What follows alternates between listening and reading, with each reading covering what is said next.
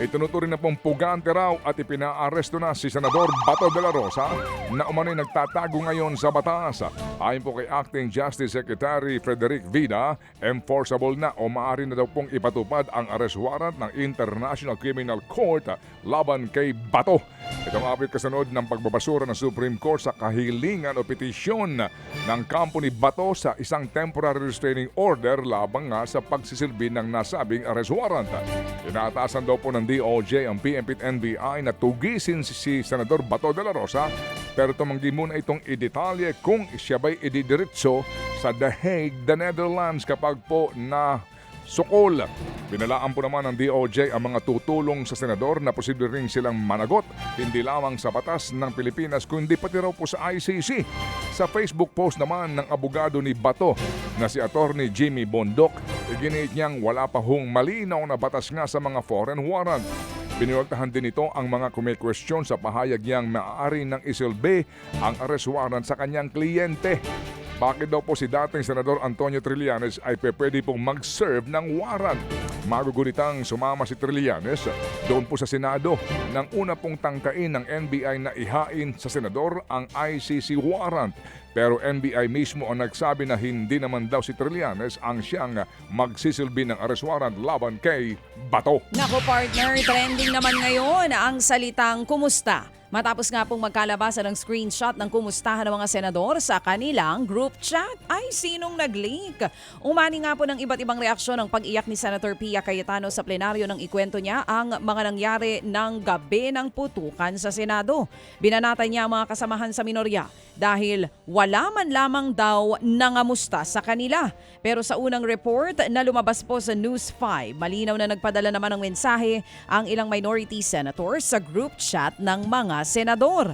Nagmensahe sila ng stay safe at ipagdadasal daw nila ang mga kasamahan na naipit sa gulo. Sinigundahan din ito ni Senator Erwin Tulfo sa bahirit na baka hindi lang daw nakita ni Cayetano ang mga chat dahil nga sa kumusyon. Pero si Senator Ping Lacson may patutsyada. Paano raw kukumustahin ng minorya ang mga kasamahan na nakikitang masaya, kumakain at umiinom ng kape? Nakapag-Facebook Live pa nga raw ang iba para mapagbintangan ng minority senators na may kinalaman sa nangyaring barilan. At mamaya nga po ating ipapalabas po ang mga sinasabi po na mga resibo doon po sa mga binabanggit ni Senador Pamphilo Lacson. Itinanggi ho naman ng PNP ang alegasyong spliced o edited ang video mula sa CCTV ng barilan na nangyari sa Senado. Ayon sa PNP, matibay ang kanilang ebidensya na ito nga ay naaayon sa katotohanan at due process. Kasunod yan ng alegasyon ni Suspended Senate Sergeant-at-Arms Mau Aplasca na tinahitahi daw yung video para gumawa lamang ng ibang kwento. Inirekomenda po ng PNP na kasuhan si Aplasca at dalawang iba pang Senate security na sangkot sa barilan. Noong Martes po'y mismong si Interior Secretary John Vic Remulla ang nag-iit na walang naging pag-atake sa Senado. Ito'y ayon sa pag-aaral ng PNP sa mga nakalap na footage ng CCTV sa mismong Senate premises. Samantala, naglatag na po ng schedule ang Senado para sa impeachment trial ni Vice President Sara Duterte.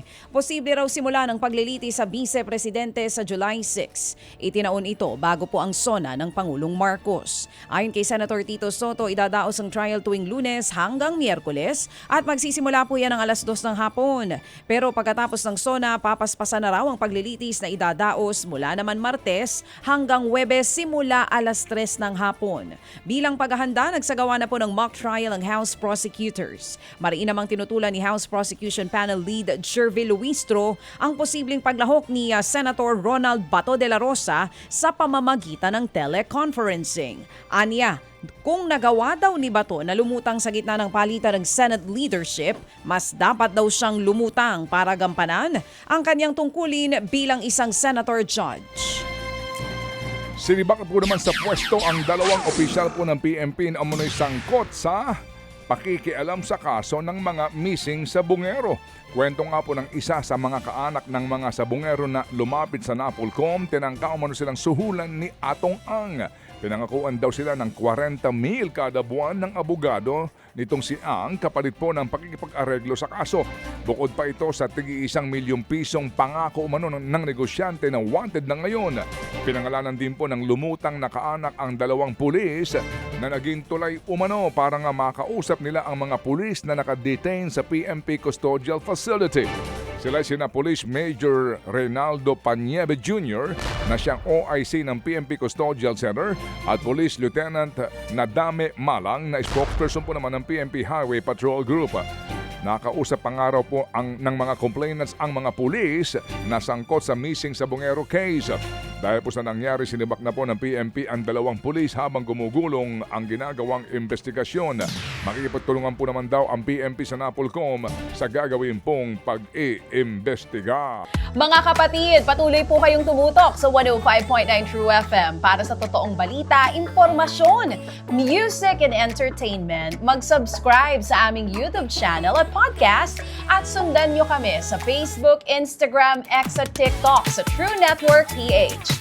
Bisitahin din po ang aming official website, truefm.ph. At panoorin din kami sa True TV Signal, Channel 19. Kami po ang 105.9 True FM. Laging true sa'yo, kapatid.